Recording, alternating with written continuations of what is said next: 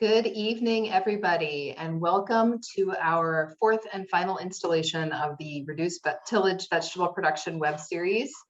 My name is Jacqueline Venersensky, and I'm with Practical Farmers of Iowa. Accompanying me behind the scenes is Celise Christie, and she is going to be helping out with all of our tech support. Today we are with Hannah Breckbill and Emily Fagan of Humble Hands Harvest near Decorah, and Jordan Scheibel of Middleway Farm at Grinnell. We'll have the next hour to see and discuss how their on-farm research with reduced-tillage vegetable methods of vegetable production have affected their operations and their and what they've learned from that in the process. Before we get started, I want to take care of a little bit of housekeeping. Practical Farmers is a farmer-led nonprofit organization based in Ames, Iowa. We specialize in farmer-to-farmer knowledge sharing and farmer-led research with a mission to equip farmers to build resilient farms and communities. All are welcome at PFI, and we invite you to learn more about our organization and access our very vast collection of resources at practicalfarmers.org. The event today is, like I said, the last part in our four-part series. Today and last week, our first couple of episodes rather were based in Wisconsin. Last week we were talking with John Yagla and Mark Quee at the Millet Seed Farm, exploring a mulch-based no-till system. And this week we are going to be talking, as I said, with Emily and Hannah, as well as with Jordan, about the on-farm research practices that they've done with reduced tillage production methods this year. We're going to run the webinar until about 7 o'clock Central Time, and we want this to be interactive. So if you have questions along the way, go ahead and pop them in the chat, and I can channel them to our presenters, and we'll get your questions answered. Make sure to set the to field and the all panelists and attendees in your chat. There we go. That shows what I'm talking about. As you pop things in your chat, and you'll see that button at the bottom of your screen. And that'll make sure that everybody can see your question, and that'll make sure that I see it as well, so I can feed it to our presenters. Of course, we welcome all. We all come from diverse experiences and viewpoints, so please remain respectful in your questions and your comments. Okay, with that, I am going to go ahead and go live to Humble Hands Harvest, and we'll talk with Emily and Hannah.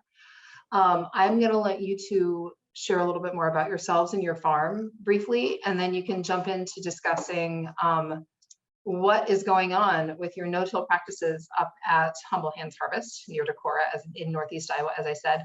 And I will also share the weather at in the Decorah area is very rainy tonight, and so rather than being out in the field, Hannah and Emily planned ahead very well and took a bunch of photographs of their field and practices yesterday. So these are super recent photographs, and they're going to tell us all about them. So thanks very much for being here. Yeah, thank you so much. Yeah, I'm Hannah. That's Emily. I'm Emily.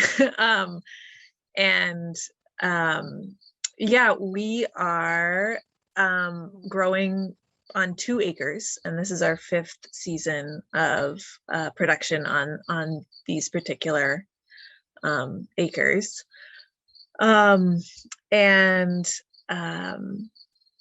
Yeah, so I guess the story of our experiments with no-till starts with the spring of 2019, when I had watched a webinar from Singing Frogs Farm out in California, and with their no-till technique, and it was super exciting to me. And a large reason that it was really exciting to me was because we'd been struggling with really wet springs, when it would be just really basically impossible to get the tractor into the field. Even though other conditions were right, we wouldn't be able to till to get our planting done. And so we were looking for ways to build resilience and be able to plant even if it was consistently raining. And so, yeah, the spring of 2019, I built 4 no-till beds by hand. So I just basically, our no-till system is 30-inch wide beds with 20-inch walking paths in between. And I built them with a shovel. I just shoveled them out. And that spring, yeah, it was really wet, and we planted, like, all the brassicas we were able to plant got planted in those beds because nowhere else was available. And then we squeezed in some lettuce. We squeezed lettuce in between the brassicas. Yeah, it was ridiculous. But yeah, so that gave us kind of a motivation to keep going. The other part of the no-till system that we're working with is using compost as mulch. So that's a huge part of the way we do it. But yeah, we can go to the next slide. I think, these might be a different order than the ones we intended. But maybe the next. Let's see what that one is. Yeah. Oh yeah, they're out of order. But it's fine. We can talk just as they come, or should we go find the right slides? What do you think? Well, why don't you guys just talk for a minute, and I will we'll make sure and get the right presentation going. My apologies. Sounds good. Cool. So yeah, so the basically the technique we have for building a no-till bed is to 30 inches wide, basically build a raised bed using a shovel. We shovel out the paths and shovel that onto the bed. We only do that once, ideally, in the lifetime of the bed. So once we've built this raised bed, then we layer about 2 inches of compost, or 1 to 2 inches of compost on it, and plant into that. If we're transplanting, we usually lay down paper, like newsprint paper from the recycling center. We lay that down first, and then the compost on top of that, and then we transplant into that. Bust through the paper to transplant into that. And if we're direct seeding, if we're direct seeding, there's no paper involved. And we actually, the first year we tried this, last year, we put the compost down and then made a furrow in the compost, put the seeds in, and covered it back over with compost. And we had a lot of, the compost that we get tends to dry out in the sun and blow away and get really hot. And so we had a lot of trouble with seed germination. It just didn't happen, especially with carrots, which is what we tried first. So this year we decided to try another way, which was to make the trench in the bed itself before the compost goes on. Put the seeds in that trench and then just cover the seeds with compost. And we did a side-by-side just visual comparison. I seeded some carrots the way we did it last year, and I seeded some carrots the new way, and just at a glance it was obvious that the new way was better. So yeah, making sure that the seeds are touching the actual soil and not just compost was really key to figure out. Yeah, and that's also key for transplanting too. Just getting, because compost is so kind of water greedy and then it dries out.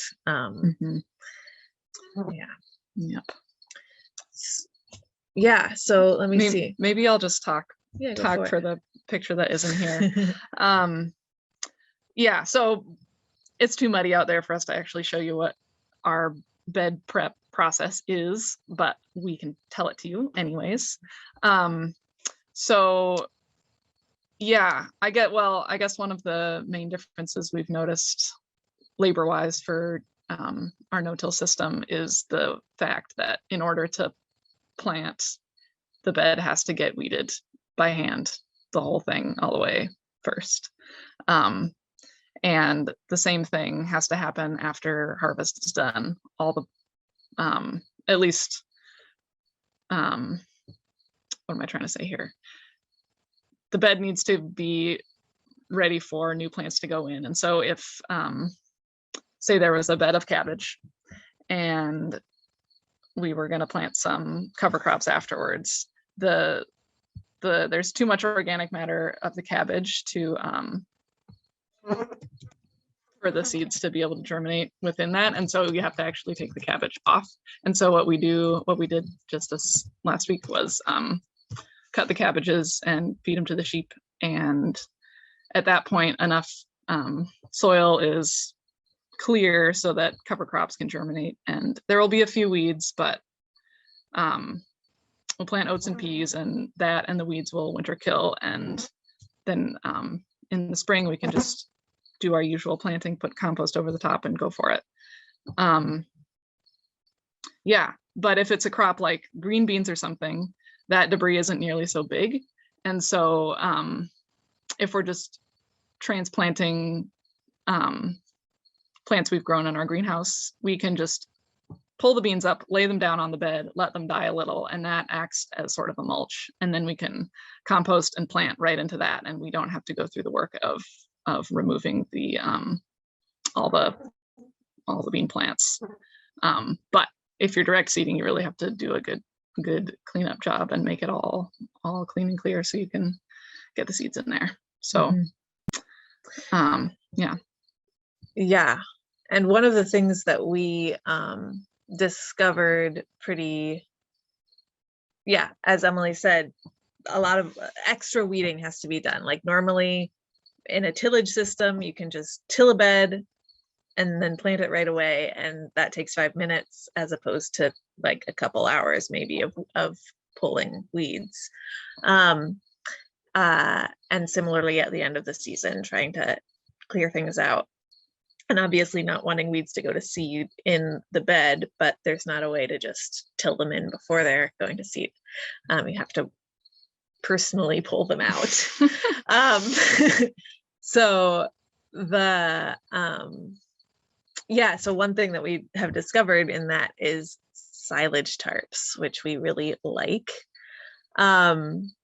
Yay, here are our slides. So, okay, this slide is so gorgeous. Look at those brassicas. That is what we want our no-till system to always look like. Yeah, you can go to the next picture though. Yeah, even better. Even better. In full That is color. gorgeous. Cabbages are just the most beautiful. It's the truth. Yeah, that's why it's our logo. And the chard, like it's all the brassicas all the time. Yeah, you can actually move on to our next picture too. This is a photo of tomatoes with beans in the middle. All of these pictures today I took yesterday, so it's a very current tour that you're getting. So we in this section of no-till, it's actually not part of our SARE experimentation. It's just our process of conversion of hopefully our entire vegetable field to no-till. And what we did in this place actually for the past 2 winters is we overwintered our flock of sheep in the vegetable field in about 10 beds worth of space. And then in the spring, we remove the sheep, put them out to pasture, and we till their kind of hay residue and manure in, and then we build beds, no-till beds, out of that kind of tilled manure soil. And then we've been planting our tomatoes, our peppers, our beans into that spot. So our sheep are kind of rotating through our vegetable field as we convert more to no-till. And that's really fun because the sheep do a great job of eliminating pretty much all the weeds that are around, or all the cover crop that we leave them the year before. And it's just thistles that come through. Thistles are our main issue on this farm, whether we till or not. But thistles are so easy to pull out of kind of that hay residue that it's it's kind of fun. It's very fast and easy. Yeah. So Mhm. that's been a fun way to do it. So Mhm. yeah, we can go to the next slide.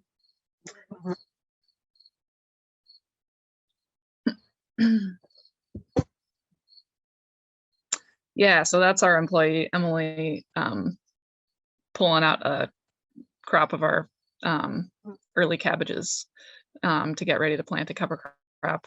And I think, yeah, you can go to the next slide quick. I sort of talked you through how that all works. And then this is what it looks like when the cabbages are gone. And yeah, like I said, this is clean enough to plant oats and peas. None of the weeds here are going to go to seed before they freeze. And after everything winter kills, it'll just be mulch in the spring. So.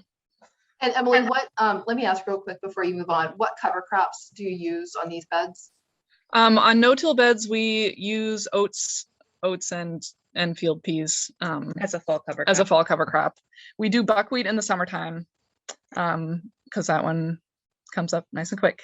But we don't do rye or things that will live through the winter, because killing that kind of grassy stuff by hand just sounds pretty miserable. Yeah. I mean, you could do it with the silage tarp, but we don't quite have the flow of tarping organized enough to trust that we'll have one available for that particular space at the right time and whatever. So we don't really want to do rye on our no-till beds at this point, but oats and peas and buckwheat work really well. Yeah. So the ones that winter kill. Yep. Are the gotcha. Mm-hmm. Yeah, the next slide I think is our yeah, so this is a picture of, this had been rye actually. This is in a tilled section, but it's an example of what happens when we leave a silage tarp on for a few months. It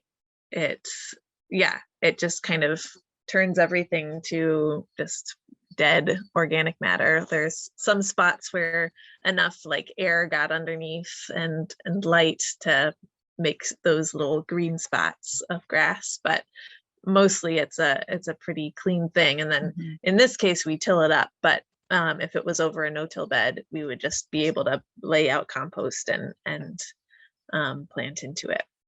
The next slide is a picture of, again, yesterday I had just moved that silage tarp from the previous place to over our garlic beds, which we had harvested the garlic in early July, and then we planted buckwheat in those beds, and then buckwheat and thistle grew in those beds to pretty tall, 3 feet probably. And then I just dragged the tarp over it kind of in a rainstorm, so it got weighed down pretty quickly by rain. You can go to the next slide, which is just that's the edge of the silage tarp. So that's what we're tarping, and that we're actually going to leave that tarp on over the winter, and then in the spring all of that organic matter will just again be mulch. And we don't have to pull out all those thistles by hand. Pretty key. Totally. So then the next slide is our squash, I think. So the silage tarp is one great trick that we learned that is pretty essential to this whole no-till deal. And the other trick that we learned a little late this year is that compost is not only for fertility, but also for weed control. So last year we had a beautiful squash we made a few no-till beds for the squash and silage tarped it for a long time, and then before we planted, and then composted and planted the squash into that, and it was totally luxurious, and there weren't very many weeds, and it was a dream. And so we got excited to do that again, and we made our entire squash section no-till beds. And then it came time to plant, and we didn't have any compost on hand, and we had silage tarped for several weeks and felt great about that, and there was no compost, but we figured we'd plant anyway and it would be fine. And then all the grass started growing, and we realized that we really needed that compost. And the squash started growing.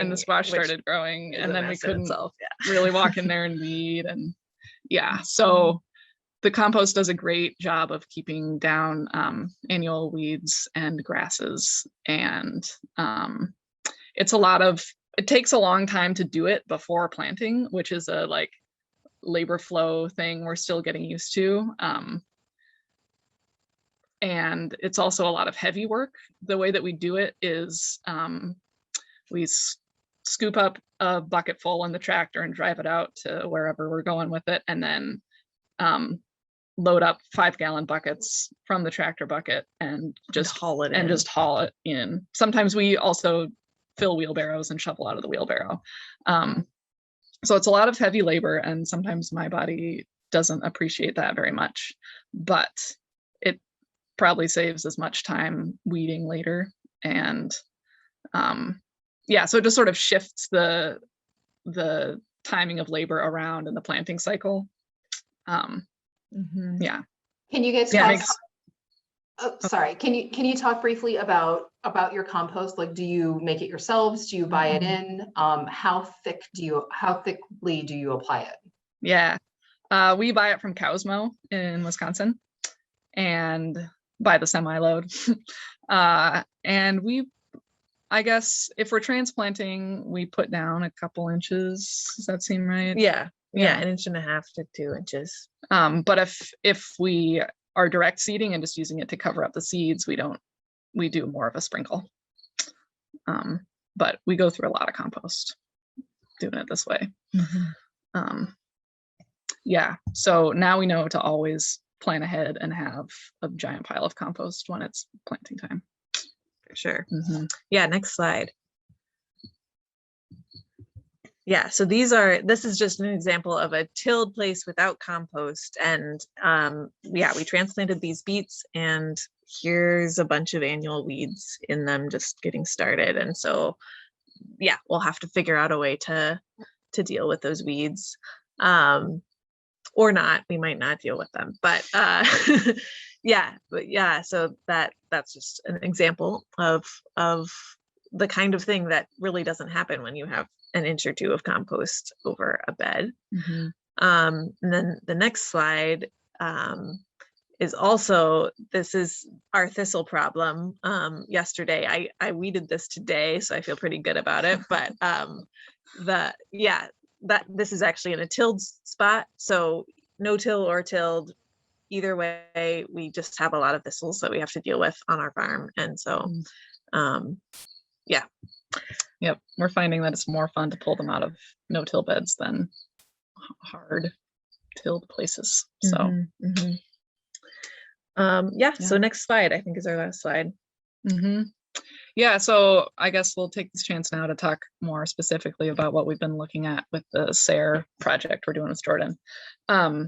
So last year and this year, we collected data on a side-by-side yield comparison for 3 different crops. So we did carrots and kale and zucchini, and we planted some in a no-till bed and some in a tilled bed right next to each other, and then kept track of the labor for each of those and also the harvest.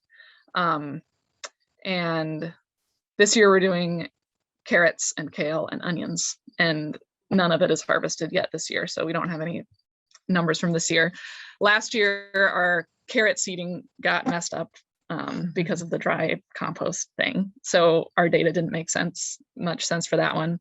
The kale didn't show much difference, but the zucchini was really striking and is worth talking about. The yield from the no-till bed was double the yield from the tilled bed, and the plants were just huge and beautiful and gorgeous. And the harvest window was very long for the no-till planting, and the zucchinis in the tilled place were tiny and got overgrown with grass very quickly, and we basically deformed. Didn't harvest any of them. So yeah, our yield was double in the no-till bed, and our labor was triple, which is interesting. And I think sort of tempered by noting that we spent a lot of time harvesting that bed and didn't ever harvest the tilled bed. So, you know, it's not as bad as it sounds. But we have also been trying to focus on like how we're the more like qualitative things about the differences in the two systems. And we definitely just feel better about doing the no-till stuff. It's hard work hauling compost around, but seeing gorgeous cabbages like that and happy, every plant is happier to have that much compost on it basically. And it just feels really nice to do. And the weeding feels better. And the weeding is way easier. And yeah, knowing that we're not like totally disrupting our soil structure every time we plant anything also feels really good to us. Yeah, we like it. Yeah, so we're in a process of converting hopefully our whole vegetable field to no-till. I think at this point we've experimented with all the kinds of ways that we do our crops, all the transplanting, all the direct seeding, and it works for all of them. So that's that's great. And yeah, so talk to us in like 5 years and when our soil is actually like all no-tilled and when we're used to that system, it'll be fun. Yeah, it's definitely a process of figuring out how to organize labor and dealing with new soil. So it'll probably be different every year for a long time, but we'll see what happens. I love that. I think that's so interesting to hear. That's just so interesting to hear like how dramatic the difference was on your farm between the tilled portions and the no-tilled portions in your yield and in the labor. But like you say, like that was a function of the yield difference. So that's fantastic. Okay, well, I think that this was the last slide. Were there any more beyond this? That was it. I think that's it. Okay, awesome. Okay, well, you guys hang out with us for another couple minutes. We are going to go ahead and jump over to Jordan when he's ready. And we'll hear about his experiences with no-till on his farm. I know that he has a few different applications, just like you did, of how he's doing it, but and then we'll probably come back and do some more group conversation toward the end. So hang out with us. Okay, Jordan, I'm going to hand it over to you. Okay, you can hear me all right? I can. You sound great. Okay. All right. Well, welcome everyone, Middle Way Farm. I'm standing out in the field right now. It's actually quite a beautiful evening with a very menacing sky off to the north. I'm kind of wishing we had more rain like they have in Decorah, but the storms just split around Grinnell today, which is exactly usually what happens to us. So just to give you a little bit of context, Middle Way Farm is here located just north of Grinnell. I have about 2 acres in production. I've been farming for about 9 seasons. And my primary business is CSA. We pack between 70 and 110 CSA shares a week. We also do, we used to do farmers market, now we do an online market, and we do some wholesale and other sales, mainly in Grinnell and Newton, and a little bit in Des Moines. So up until last year, I was a pretty straight ahead rototiller based farm. I'd never really done anything no-till. I started out with a BCS rototiller, upgraded to a rotavator that fits on the tractor, and that was kind of how we did basically all of our bed prep. But there's issues with rototilling that started to make me consider no-till, and like Ken and Emily, I encountered Singing Frog's farm quite a while ago, and I didn't really consider their method to be viable at the time, but I kept seeing no-till farms come up. So Neversink Farm was another one, Frith Farm in Maine, which is a very cover crop based no-till system, 10 Mothers Farm in North Carolina, and there's a bunch of them, and I saw a lot of them on social media. And so as I started to learn more about no-till, I started to think that maybe it was a viable method and that it could address some of the issues. that I'd been seeing with rototilling. So the big issues for me with rototilling were compaction.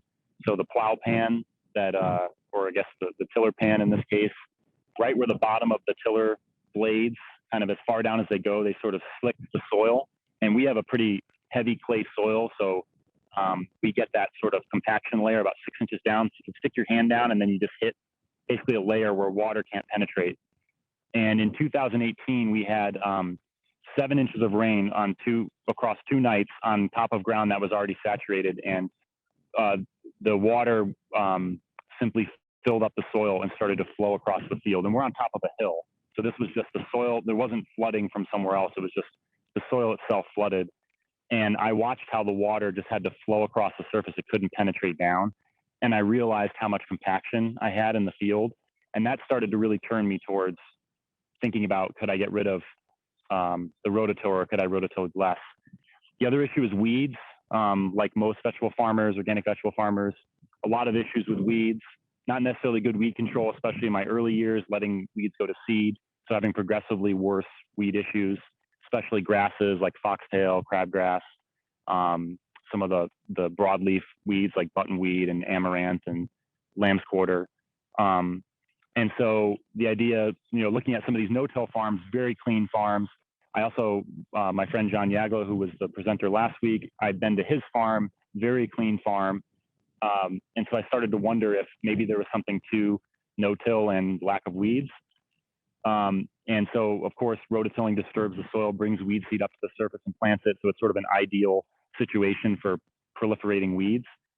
So that was the second factor. And then the third factor, which Hannah and Emily also discussed, and which we kind of emphasized in our SARE application, was in wet years, it's difficult to get out in the field, especially early, to rototill. You need the soil to be dry enough that you can work it safely with a rototiller. And if it's not dry enough, it will end up very cloddy, and you can really smear and destroy your soil structure. And so in those situations where it's too wet to get into rototill, you don't have a lot of options. And so no-till allows you to actually get into the field when it's still, not muddy, but it's wet, too wet to rototill, but you can still get in and plant. So that was another motivation, was especially for early spring planting, could we have a method that would allow us to get into our fields as soon as the temperatures were right, rather than waiting for the soil conditions to be right. So yeah, with the SARE grant that we did, the setup that I did was I took 5 bed blocks, and for me, a bed is 36 inches across and 18-inch pathways, and that matches my tractor dimensions. So there's 36 inches between the tires, and then there's 18-inch back tires. And so these are not ag tires; they're turf tires, which is my tractor is a mixed-use tractor. It's actually owned by my landlord, and I rent use of it. And so that's why we have the turf tires. If it was my tractor, it would have ag tires, but because it's mixed use, there's a preference for the turf tires. But that means they're just wider. But actually, the 18-inch pathway is good for moving crates down, and it's actually a better pathway for workers and just basically for being able to move. So anyway, and 100-foot long beds. So 5 bed blocks with 3 different treatments. The first treatment is no tillage and a thick layer of compost. The second treatment is a thick layer of compost and rototilling. And then the third treatment is no compost and rototilling. And the goal there was to try to isolate if we saw like a dramatic effect with compost and no-till. Can that effect be isolated to not tilling, or is it just the compost? And so that's why we did the compost and the tillage, to see like maybe it's just the compost, actually, whether you till or don't till, that's making the difference. So we did those 3 different treatments last year. I didn't standardize across crops, so we just kind of planted whatever we had to plant, and it wasn't necessarily standardized across the 3 treatments. This year, for the first planting, we did standardize across the 3 treatments. So I grew 3 beds each of spinach, lettuce, green beans, beets, and onions. And so we actually can do a yield comparison and some other comparisons. 2020 was more about looking at labor, general observations, kind of figuring things out. And so the method that I've sort of come down to over the last 2 years for doing no-till on our farm is one that I want to show you now. So I'm standing next to a bed that earlier today, me and 2 of my workers, Adam and Peter, we drove the tractor. So basically I marked off the beds. So I marked the center of where the tires would go on the tractor with flags on either side. And then with the tractor, I came in and I scooped up compost, and this is Cosmo compost that we get delivered to the farm, the same compost that Emily and Hannah use. I scoop the compost and then I drive over the bed, and on the first run, I just try to drive as straight as possible because the tire tracks now become our pathways and they define the bed. So the tire tracks kind of compact the soil a little bit and they form a slightly raised bed. And that's where we're going to put our compost. And so as I drive over the bed, the two workers use shovels to shovel that out onto the bed top. And we aim for about 4 buckets per bed, which, rough calculations is about a cubic yard of compost. With quite a bit of compost, we're aiming for 1 to maybe 2 inches of compost on top of the soil. And what I tell my workers is we don't want to see soil. We want to have enough compost that we don't see the soil.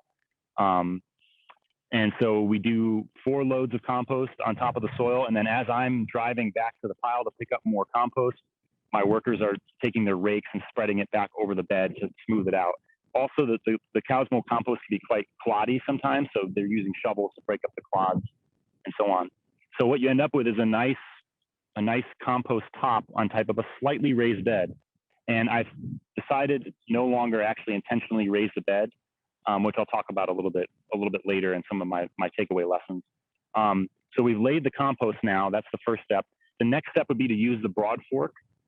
So if we're doing truly no-till, we use the broad fork to loosen the soil.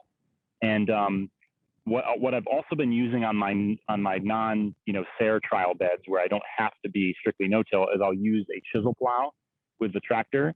And I think the chisel plow does a lot of the same things that the broad fork does. It breaks the compaction layer. It goes vertically through the soil, so it doesn't turn the soil layers over. So it's not as destructive of soil. But it's a lot easier than broad fork. Broad forking takes 10 to 15 minutes, sometimes more per bed. And especially when we're short on time, broad forking is the first thing to go in terms of bed prep. But if we have time to do it, it's really nice for kind of fluffing and loosening the soil.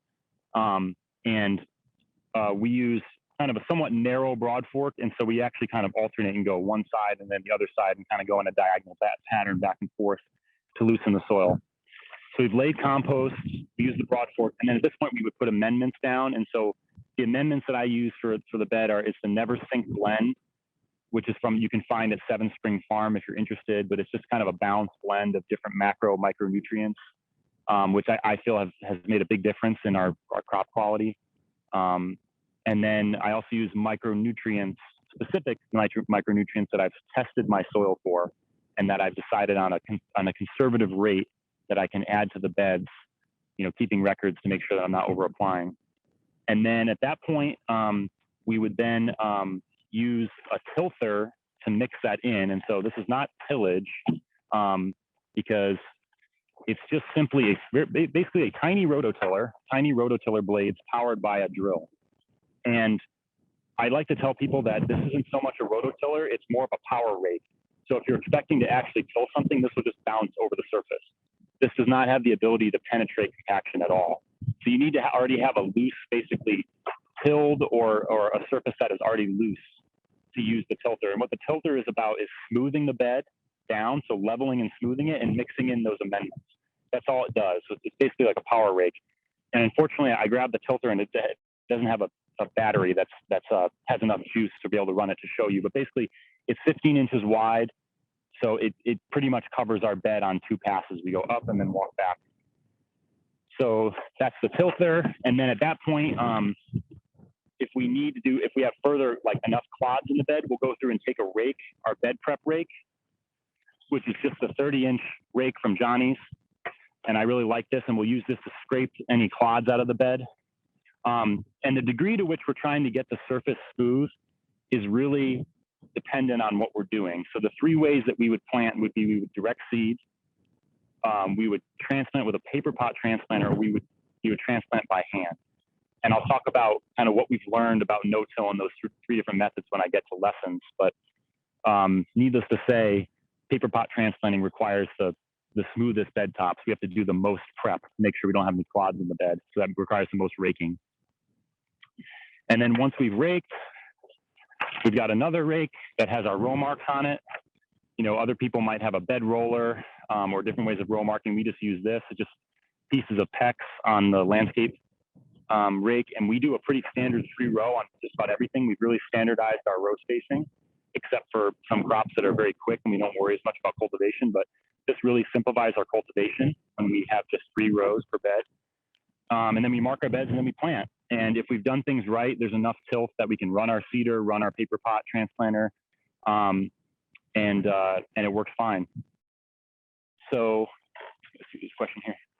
Well, we'll cover questions at the end. So that's our basic bed prep that we do.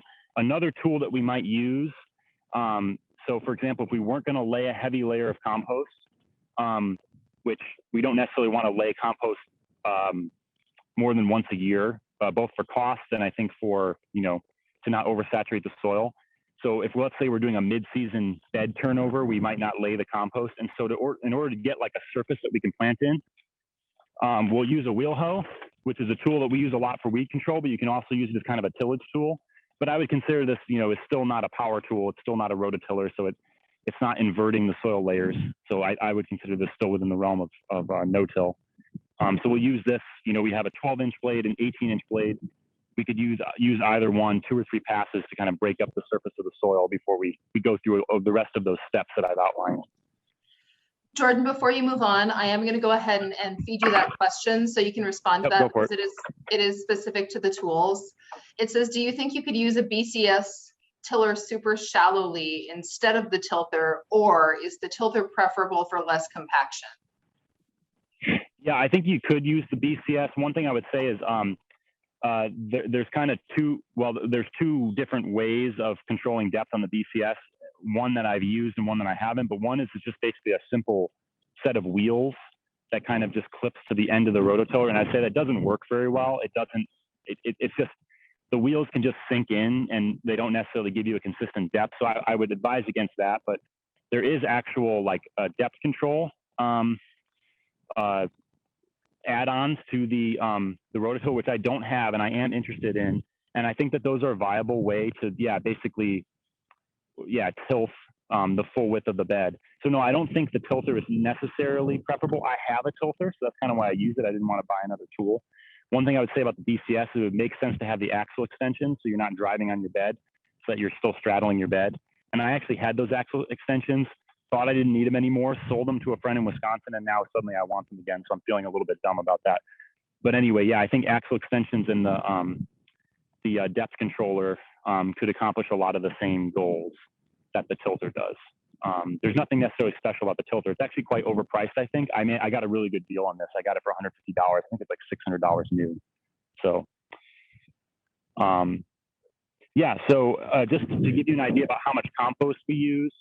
So I mentioned we use about 1 inch. If you do the math, it's about 43,200 cubic inches per bed, which is kind of funny because it's 43,200 square feet per acre. But if you do the conversion math, that's almost a cubic yard per bed, which I mentioned. And we pay about $2,000 delivered for 40 yards of compost from cow's milk.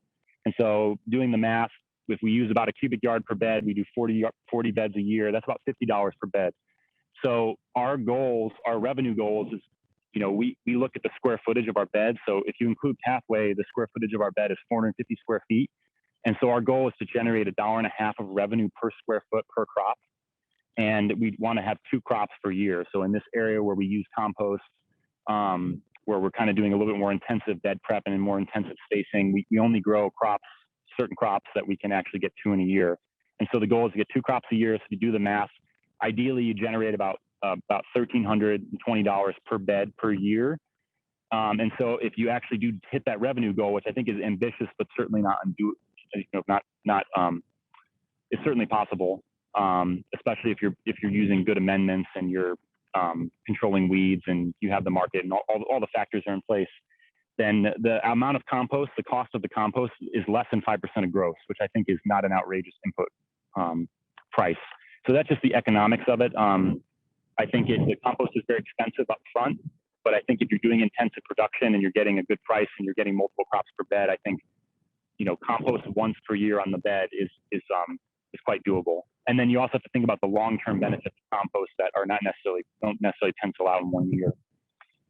So I wanted to transition to talking about the lessons that I've learned so far from doing this. And Jacqueline, please keep me advised on time, or give me a warning if I'm going to go over time. But one of the first things I say is this section that we're standing in is the no-till section. And this had not been tilled for several years prior to me actually starting the experiment. So it was quite compacted. And I did use the broad fork, but there's just a general level of compaction in the soil that I found challenging. And I found it much easier to work in the tilled beds. It was easier to grow root crops, just easier to get tilth, to be able to get enough depth of loose soil to be able to like run the paper pot transplanter and the seeder. And so I'm kind of a fan of, and I think this is sort of never sink farms philosophy as well, is that you till first before you stop tilling. So you basically aerate the soil and put in all the amendments, long-term amendments you want to put into an area, and then you stop tilling. So I'm a big fan of actually tilling first before you start doing no-till, or at the very least, like chisel plowing before you do no-till, before you stop, using a tractor or using powered implements. I mentioned the debate between the chisel and the broad fork. I think in a lot of instances, if I wasn't, if I didn't have to keep this bed no-till for a SARE experiment, which is part of why I did the experiment, to kind of keep me accountable to not just like rip out the rototiller as soon as things got tough, I would probably prefer using the chisel plow. It does leave a rougher surface, so that the broad fork does leave a more level surface when you're done. And so if you chisel plow, it's like a little bit more work to sort of get the surface plantable without a rototiller.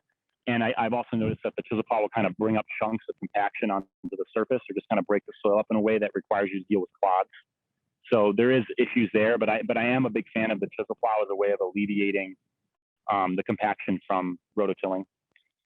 And just to talk about compaction, I think it is really interesting to note how no-till beds preserve the soil structure, in the sense that if I stick this broad fork in and create a hole with that broad fork, I can come here a year later, and if I haven't rototilled or I haven't stepped on that hole will still be there. And so I'll notice that when I put my hands into the no-till bed, I can still feel the pore spaces that have been created by the broad fork, or just by the soil not being disturbed. So I think it's really interesting to see the way that the soil structure stays in place, and how if you keep that up for more than a year or two, that the benefits start to accrue. And I think that's probably the hardest part of no-till, is just starting out. And it's kind of like going cold turkey from the rototiller, because the rototiller requires you to rototill more.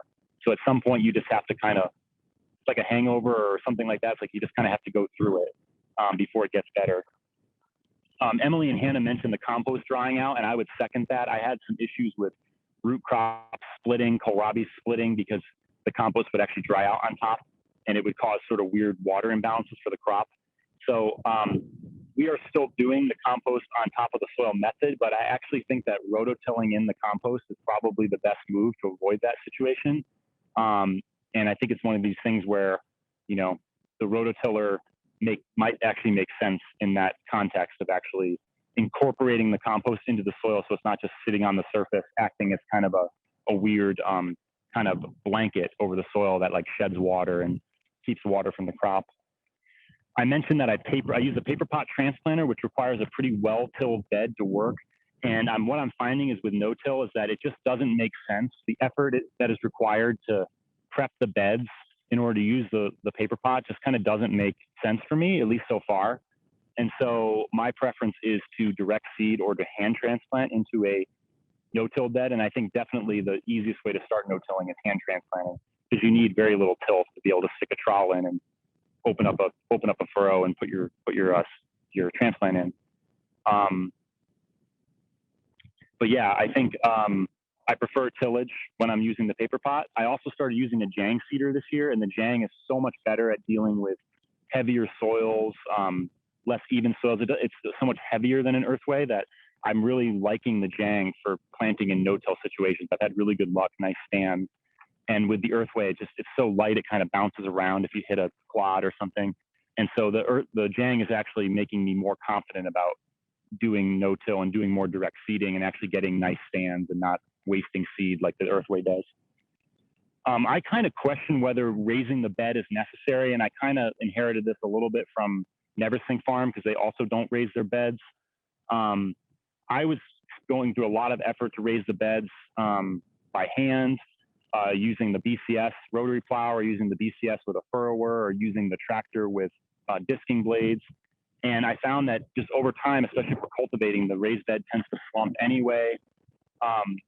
The the amount that we're raising it just doesn't seem to make sense for our context. We're not in a floodplain, we're up on a ridge. So when we do get flooding, like I said, it's from the soil being super saturated. So it seems to make more sense just to work on compaction in the bed rather than raising the beds way up. It does help with creating tilth, but I think the effort, I just kind of question the effort of raising the bed. Like Hannah and Emily mentioned with weeds, it's really important to keep no-till beds free of weeds, because you can't bail yourself out with a rototiller, just till in a bunch of weeds. And you're going to have to go in and remove those weeds by hand or with a wheel hoe. But even with a wheel hoe, you're going to have to physically remove those weeds from the bed, because there's going to be too much residue in the way in the bed. So yeah, tarps are amazing. They really, I think, make this system work better than it would. And so this area right here has been tarped. It was quite weedy after the first crop. We put a tarp out for about 2 weeks. 2 to 3 weeks seems to be about a good spot for tarping. And basically everything is dead except for a few perennial weeds that are popping back up. But I say it's almost like it looks like you sprayed it with glyphosate, because everything's bleached out and dead. So it really does a good job of kind of clearing space for you to then be able to go in and either lay compost and be confident the weeds aren't going to come up through that, or to go through and wheel hoe and actually be able to like move the wheel hoe through the bed without it getting caught on crabgrass roots and so on. Compaction from foot traffic, I think, is a big issue. When I have a number of workers on the farm, we have three to five part-time workers on the farm, and we talk about staying in the pathways and about not stepping on the beds, but we make a lot of exceptions, especially when we're doing big harvests, like we're harvesting a ton of beets out of a bed or onions. We end up walking on the beds, and I think that compaction becomes an issue when we want to turn the beds over. And so I think it's important with no-till to not only keep the beds free of weeds, but also to keep them free of compaction, because it's harder to alleviate that compaction because you have to do it all by hand. You're gonna have to broad fork it. You're not gonna be able to come in with a rototiller or a chisel plow to be able to just like break that compaction up. Sorry, Jordan, just one sec. We have about 8 minutes left in our hour here, and I want to leave a couple minutes for Hannah and Emily to maybe ask you some questions, or for you to ask them questions, for you guys to have some conversation. So if I kind of interrupted you in the middle of making a point there. If you wanted to go ahead and do that, then you can move on to some questions with Yeah, sounds good. I'll just finish up with talking about weeding. I didn't see a huge difference in weeding between my beds, and there's several reasons why I think that is. One is that, like Hannah and Emily talked about how important it was to keep a mat of compost over the soil to suppress weeds. And I'm not doing that because generally I was direct seeding or paper potting. And so I was using the tilter to mix the compost. And when you do that, you're bringing up a little bit of the soil that's there underneath the compost. And so I think basically I still had weed seed right there in the top of the soil. And because the compost was kind of being mixed with the soil, you're still seeing weeds come up. So I think that's a big reason why I didn't see a big difference in weeds between the tilled sections and the compost sections. Another factor might be there's weeds in the compost. I think that if there are, it's from weed seed kind of blowing into the compost or falling into the compost from the edges rather than it coming from cow's moo with weed seed in it. I think they do a good job with fully composting it and so on. So anyway, that was just my observation. And I think if you really want no-till, if you really want to see a benefit to weeds from no-till, I think it's a long-term process, and it's also like keeping the compost, keeping the soil truly undisturbed. Very good. Well, Hannah and Emily, I saw you guys nodding a few times as Jordan was going through some of his, describing some of his experiences and some of the lessons he learned. I especially saw you both nodding pretty vigorously when he was talking about sort of doing the combination of, or like some sort of strategic tilling, or like you till before you no-till. Did you have like reactions or like questions based on anything you heard today? I think we just agree that tilling before you make your first no-till bed is way easier and more functional, especially if it happens to be wet out, or yeah. I did have a question for Jordan about dealing with tarps, and they're just very unwieldy, and moving them around isn't very fun, and we aren't super organized about how we manage them, and their sandbags and all this stuff. So I just wondered if you had a system. I would say we're like developing a system. I've been using tarps before no-till, so I've had a little bit more. I started using them in 2016, so I've had some experience with them, and we're not super organized with them. I think some of the things that we've done is we've tried to standardize all of our sandbags at 25 pounds each, so that they're all the same, so we don't have a ton of random weights, and we can be pretty strategic about, like, a pallet has 40 weights on it, and we use 2 pallets worth of weights for the tarp. We use way more weights than we used to, not only the edges of the tarp, but also internally we use a lot of weights. Another thing is we do drag the tarps around with the tractor. So instead of always carrying them by hand, we'll put a chain on them and drag them, especially if they have water on them. That helps a lot. And then, yeah, just getting them. I find that they're way easier to use in the summer because it's not as windy. I have so much more trouble with them in the fall, winter, spring, when we get these regular 30-mile-an-hour events. And in the summer, it's generally pretty calm. We don't really get much wind except for a thunderstorm. And so I find it so much easier to manage tarps mid-season than I do like early and late in the season, if that makes sense. So I kind of tend to use them more in the middle of the season than I will late or early in the season. Yeah. And then especially with that mid-season turnover, I think the tarps come in super handy for that. Yeah, that makes sense. One thing I'm wondering about with both of you is with converting your whole 2 acres, if that's the goal, to convert your whole 2 acres to no-till, is the amount of compost that you're going to need. I mean, is it basically just, you're like, we'll just buy enough compost to be able to do this, and it's just gonna, like, we think it makes sense? Or I'm wondering what your thoughts are about that. Yeah, I think that is our thought, is like, we'll just buy enough compost. And also, like, this year when we didn't have a compost pile for a while, we planted our squash without it, which was a bad move, but we also planted some brassicas without it, but they were in places that had been no-till last year and so had compost on them from the previous year, and that worked out totally great. So I don't think it has to be applied every year in every spot. Yeah, I'm sort of getting the sense that the, like, establishing phase of no-till is very different than the, like, settled in phase, especially in terms of compost. Like, ideally our soil will be nicer and fluffier and less weedy after we've mulched it with compost for a decade or something, and then we won't need to buy so much anymore. But I don't know. Yeah, that's just my guess. I think that makes sense. I think it's like the point at which when do you cut off? Like, when, like, what is the cutoff, or when you not stop needing compost? But I think that probably becomes kind of clear as you get farther down the road. Yeah. I do have a question here in the chat, and then that's probably going to be about our last question here. We'll go ahead and wrap up in a minute, but the question is, why not use solarization rather than tarps? I can address that, I guess. Well, I think for me, it's partly that I was introduced to tarping first, and so I kind of invested in silage tarps, and don't necessarily haven't necessarily invested in big pieces of plastic, clear plastic, to do solarization. The other issue for me with solarization is you have to make it really tight, or actually, I mean, I think that's if you actually want to do like prairie. Yeah, I don't know. That's a good question. I honestly have just kind of used tarps and they work for me.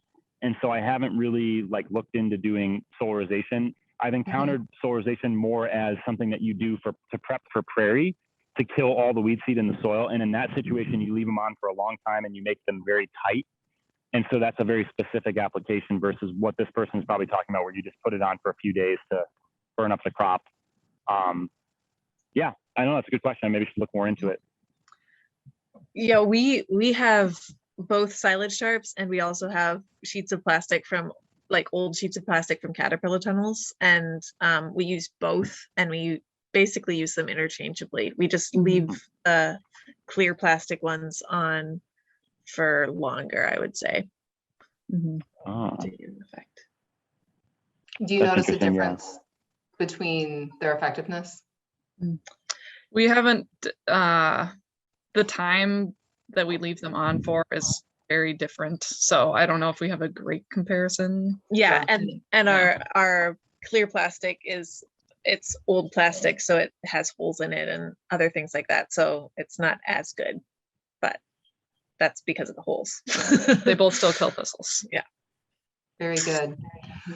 All right, well, team, we are reaching the end of our time here. Hannah and Emily and Jordan, thank you all very much for sharing what what your experiences have been. I think this has been a really great presentation and super helpful, and I think probably very thought-provoking for people who are interested in exploring these methods. So thank you to everyone for attending today. If you want to rewatch or share with your friends, you can find this event, the video of this event, as well as all the other presentations in this series, and a ton of other resources on the Practical Farmers of Iowa YouTube channel, and also on our website, which again is practicalfarmers.org. I'm going to be emailing out survey to just give everybody the opportunity to share their thoughts, give us a little evaluation. We take our evaluations really seriously here at Practical Farmers of Iowa, and I would love to hear what you all thought about it, what you all loved about this series, what you would like to see next time. But it'll just take 5 minutes, and I would really appreciate everybody's feedback. So with that, thank you so much to all of our presenters, and thank you all very much to our sponsors for helping us to make this happen. And we'll see you all again soon. Thanks so much. Good night.